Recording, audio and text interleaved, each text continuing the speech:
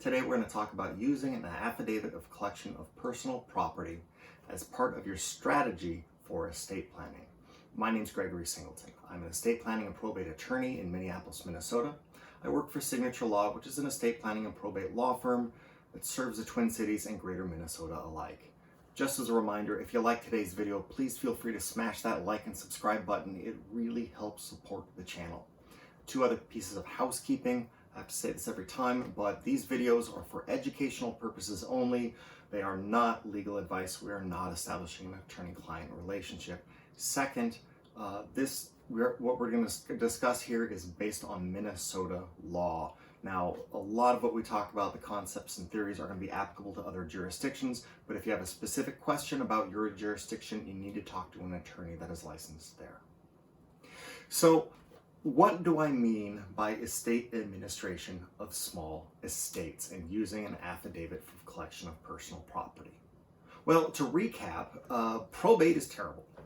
It is the process by which a court of law approves the distribution of an estate. It is costly, it is time-consuming, and it is unreasonable for smaller estates. Basically, what an affidavit of collection of personal property does, and you can watch this in the previous video, it allows someone, a rightful person with a right to collect the property, to sign an affidavit for an estate that is a probate estate of less than $75,000, and thus avoid the entire probate process completely. Now, the key is, what is the probate estate? Now, we have another video talking about what is a probate asset and what is not a probate asset, so I won't belabor that too much, but I will say the rule of thumb is it was not a probate asset is that which you wholly own and that which there is not a beneficiary designation. So generally, when we sit down to do estate planning, one of the big questions that comes up is, can we avoid probate? They don't want to leave their descendants the cost and the time and everything else associated with probate. Generally, what you'll get as an answer is the way to avoid probate is to use a revocable living trust. And they work. They work fantastically. And there's a lot of things you can do with a revocable living trust. But it's not the only way to avoid probate. Using an affidavit of collection of personal property is a viable strategy for some people to avoid probate. So let's look at a hypothetical. This is somebody's estate, the entire estate. They have a 401k worth $600,000, a bank account worth $80,000, a house worth $300,000, a car worth $25,000, and personal property, a miscellaneous bunch of stuff worth $65,000. Now, the first option is to put it all into a revocable living trust, and that works. But sometimes creating a revocable living trust is an expense you don't want to incur. So maybe there's another option. And there are two other options. One is you can just give away all your stuff. If you remove the asset from your estate, you're decreasing the amount of probate assets you have.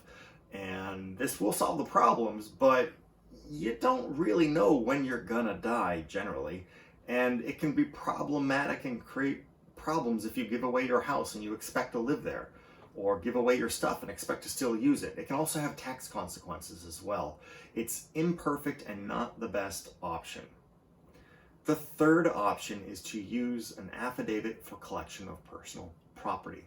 And basically what we are going to do is we're going to reduce the probate assets as much as possible in our estate. So let's take a look at this estate and see what we can do.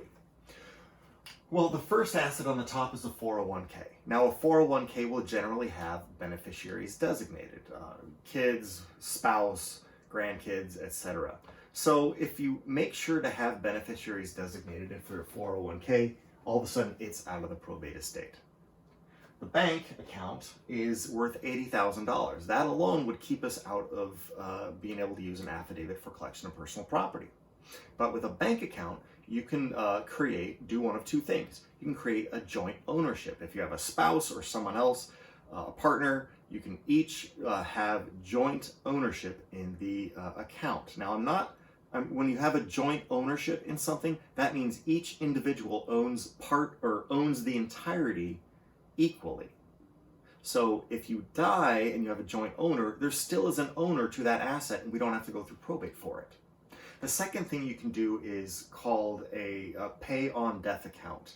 And what a pay on death account will essentially do is create a beneficiary to your bank account. So when you die, it automatically transfers to someone else, and it doesn't have to go through probate. So either which way we want to go, we can get rid of $80,000 out of the account.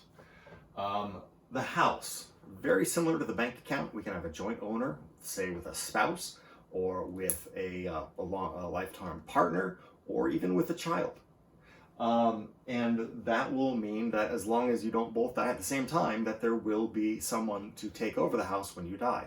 The second thing you can do is use a transfer on death deed. Minnesota adopted this a number of years ago, and it creates a beneficiary designation for the house. One thing I do want to warn you about the joint ownership of the house is that we're not talking tenancy in common.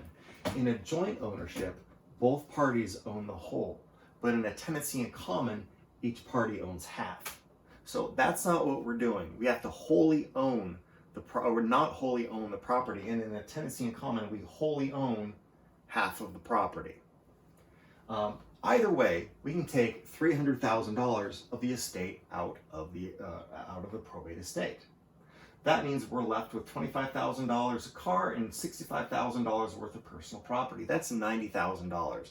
Well, for the car, we can just employ the same strategy we've used. We can do a transfer on death deed, or title, I guess is what it should be called, and create a beneficiary for the car so that when we die, the DMV just automatically transfers the property over. Or we can do, again, joint ownership with a kid or a spouse or somebody else. And that will take the $25,000 out of the estate. That leaves us with $65,000, which is below the $75,000 threshold.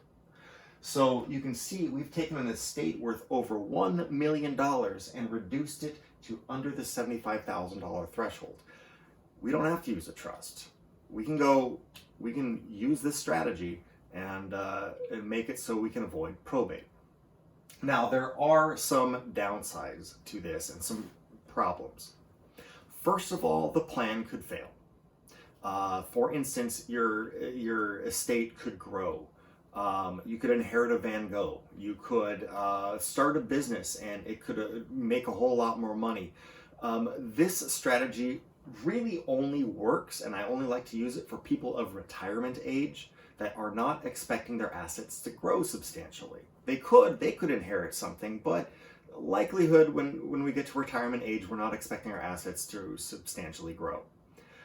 Second is there's some upkeep issues that you have to have with this. If you change around your assets a lot, like buy new houses and sell a house and change cars and all that jazz, change your bank accounts, change spouses, there's going to be a lot of beneficiary updating that you're going to have to do and joint owner updating that you're going to have to do. And that can be kind of a pain, especially if there's joint owners and you're selling the house. Then you got to bring in everyone to sell the house and to sign off on it.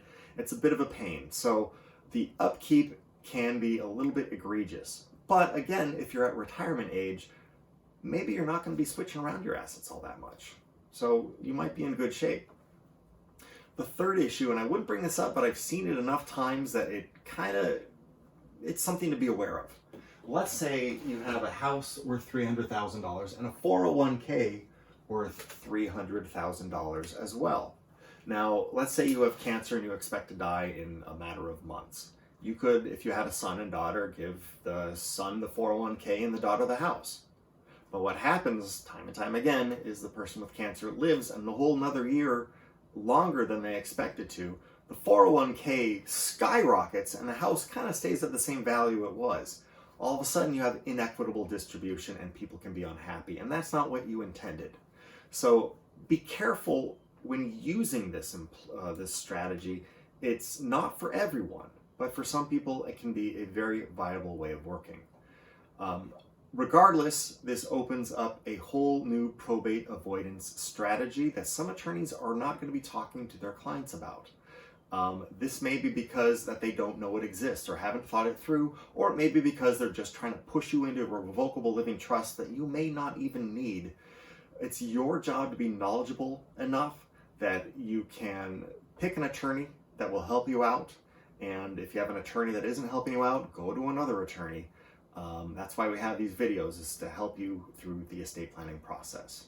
So that is the affidavit of collection of personal property and how it can be used as a strategy for your estate planning. I hope you liked today's video. If you did like today's video, please feel free to smash that like and subscribe button. It really helps support the channel. If you did like today's video, we're doing another video every other Wednesday. Right now we're in the middle of a probate series that will go on until I'm tired of talking about probate, essentially. So if you're interested in learning more about probate, just be aware, and something gives you something to look forward to. If you have any questions, leave them in the comments or just send me an email. I'm happy to get back to you. Otherwise, until next time, this is Gregory Singleton with Signature Law.